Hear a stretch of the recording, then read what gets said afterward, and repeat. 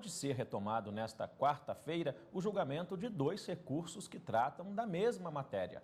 Qual a via processual adequada para contestar repercussão geral? O assunto foi discutido em 2011, mas um pedido de vista adiou o julgamento das ações. O relator é o ministro Ricardo Lewandowski. As 2 reclamações contestam decisão do Superior Tribunal de Justiça e do Tribunal Superior do Trabalho. Segundo os autores das ações, as cortes superiores não reconheceram a repercussão geral dos temas tratados nos processos, violando artigos constitucionais, entre eles o da apreciação pelo judiciário de lesão ou ameaça a direito. Por isso, com esse entendimento, não admitiram que o recurso pudesse ser analisado pelo Supremo Tribunal Federal. Durante o julgamento, os ministros do STF devem decidir qual a via processual adequada para contestar a aplicação da repercussão geral. O relator, ministro Ricardo Lewandowski, já negou o pedido dos autores e foi acompanhado pela ministra aposentada Ellen Grace. O ministro Marco Aurélio entendeu que deve ser aplicada a repercussão geral nos 2 casos. O tema volta para o plenário com voto vista do ministro Gilmar Mendes. Bom, e para falar da sessão plenária de hoje, a gente recebe aqui no estúdio a consultora jurídica da TV Justiça, a doutora Gisele Reis. Doutora, boa tarde, obrigado pela participação aqui com a gente. A discussão ela é bem processual, né? Explica melhor para a gente o que os ministros devem decidir. Boa tarde, Fred, boa tarde a todos que nos acompanham. É estritamente processual. Na verdade, o que os ministros vão decidir é exatamente acerca da análise, da aplicação do Instituto da Repercussão Geral, quando isso é feito pelos tribunais inferiores. Neste caso em especial, são 2 decisões que estão sendo questionadas, uma do Superior Tribunal de Justiça e outra do Tribunal Superior do Trabalho. Qual é a grande discussão aqui? A grande discussão é que esses tribunais, quando os recursos foram interpostos perante cada um deles, eles não reconheceram a repercussão geral e, em razão disso, negaram o envio de um recurso extraordinário para apreciação do Supremo Tribunal Federal. A parte recorrente, então, inconformada, acabou apresentando essa reclamação aqui no Supremo Tribunal Federal, que também foi negada seguimento pelo ministro Ricardo Lewandowski. Em razão dessa decisão do ministro Ricardo Lewandowski, o tema agora volta ao plenário por meio de um agravo que foi apresentado e os ministros agora vão se debruçar sobre a seguinte temática. Essas repercussões gerais, se houver eventual erro na aplicação desses institutos por parte dos tribunais inferiores, existe algum meio processual que seja efetivo e cabível para contestar essas decisões? Ou essas decisões tomadas pelos tribunais, elas acabam se tornando irrecorríveis? Essa é a grande temática. Doutora, vira e mexe a gente fala aqui em repercussão geral, né? Mas como que se dá o reconhecimento de uma repercussão geral? Essa questão é de suma importância quando se fala de competência do Supremo Tribunal Federal na análise de recursos extraordinários. A partir da emenda constitucional 45, o Supremo Tribunal Federal só pode analisar recurso extraordinário se houver a repercussão geral reconhecida. Então, esse instituto, ele delimita a atuação do Supremo Tribunal Federal e também faz com que o Supremo Tribunal apenas aprecie um caso que seja relevante do ponto de vista jurídico, econômico, social ou jurídico. E aquele caso, ao invés de interessar somente aquelas partes que discutem no processo, ele acaba tendo aplicação para todos os demais casos semelhantes. Então, daí a ideia da repercussão geral, essa é a finalidade.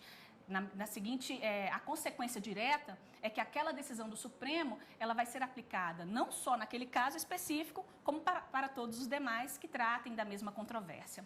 Agora, uma questão interessante é que essa repercussão geral, ela precisa primeiro quando a parte recorre, por meio de um recurso extraordinário, ela precisa trazer numa parte do recurso, destacar o recurso, qual é a repercussão geral daquele tema. E essa análise formal, se existe ou não essa preliminar formal, ela é feita pelo tribunal de origem. Mas o reconhecimento propriamente dito da repercussão geral, ela é de competência exclusiva do Supremo Tribunal Federal, e isso é feito por meio do plenário virtual. Tá certo, doutora Gisele. Hoje também deve ser julgado pelo plenário do STF 4 reclamações contra a decisão do Tribunal Superior do Trabalho, que teria afastado um dispositivo da Lei de Licitações e desrespeitado uma súmula vinculante do STF. Os ministros devem analisar se a decisão do Tribunal Superior do Trabalho de declarar que a administração pública também tem responsabilidade pelo cumprimento de obrigações trabalhistas descumpriu ou não a súmula vinculante número 10 do Supremo. De acordo com a súmula do TST, se o devedor principal deixar de pagar as multas e verbas rescisórias, por exemplo, o poder público deve assumir a dívida. O Estado do Pará, a União, a Companhia de Desenvolvimento do Vale do São Francisco e o Departamento de Estradas de Rodagem de Minas Gerais questionam em 4 reclamações essa decisão do TST. Segundo eles, o entendimento contraria um parágrafo do artigo 71 da Lei das Licitações e uma súmula do próprio STF. A administração como um todo tem sofrido com esses posicionamentos da Justiça do Trabalho. A gente tem essa linha de atuação através das reclamações, mas temos também agora, através de recursos especiais, nos quais a gente discute a mesma questão e que, no âmbito dos quais já foi reconhecida a repercussão geral. Existe a necessidade efetiva de comprovação de culpa, e não essa questão de culpa presumida, de inversão de ônus da prova, que na prática inviabiliza a defesa da administração. A ministra Carmen Lúcia é a relatora desses processos, que devem ser julgados em conjunto. A Procuradoria-Geral da República já se manifestou no sentido de negar as reclamações. Bom, doutora Gisele, nesses casos aí que a gente até viu na reportagem, qual a responsabilidade do poder público segundo a lei de licitações? Fred, a lei de licitações, ela regulamenta as contratações do poder público em relação a obras, serviços e também no que diz respeito àquelas prestações de serviços feitas por terceirizados.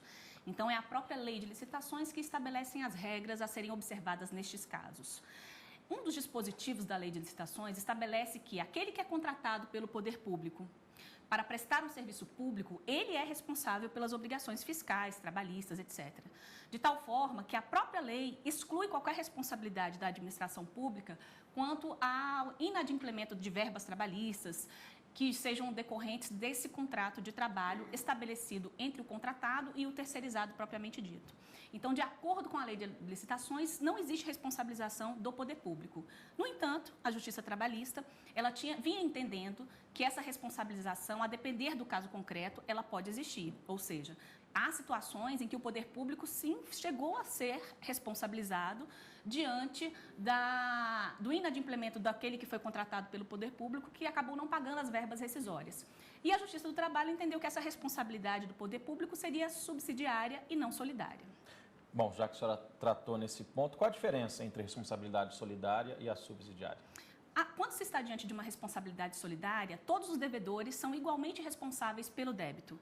Então, o credor, ele pode cobrar a dívida de um ou de todos, de maneira igual. Quando se tem uma responsabilidade subsidiária, como essa que o Tribunal Superior do Trabalho entende, eu tenho um devedor principal e eu só posso ir no devedor subsidiário quando eu esgotar todas as possibilidades de cobrança em relação ao devedor principal. Essa seria a grande diferença. E essa discussão não é nenhuma novidade no STF, né, doutora? Não é novidade, porque em novembro de 2010, o Supremo Tribunal Federal chegou a analisar esse dispositivo da Lei de Licitações. E nessa ocasião, o plenário do Supremo entendeu que o artigo 71, parágrafo 1º, que é exatamente esse que trata da isenção de responsabilidade do poder público em relação às verbas trabalhistas dos terceirizados, ele é constitucional. No entanto, houve, no momento do julgamento, uma ressalva no sentido de que essa decisão do Supremo Tribunal Federal não impediria que o Tribunal Superior do Trabalho viesse a, no caso concreto, verificar a ocorrência de uma eventual responsabilização do poder público, toda vez que ficar provado, por exemplo, que houve algum tipo de omissão da administração pública, seja na escolha daquela empresa terceirizada, seja na fiscalização do serviço efetivamente contratado. Então, em que pese o Supremo Tribunal Federal ter declarado a constitucionalidade dessa ausência de responsabilidade do poder público, deixou claro que, no caso concreto, o Tribunal Superior do Trabalho poderia analisar e decidir de maneira diferente, desde que haja provas que fundamentem uma decisão dessa natureza. Ok, doutora Gisele.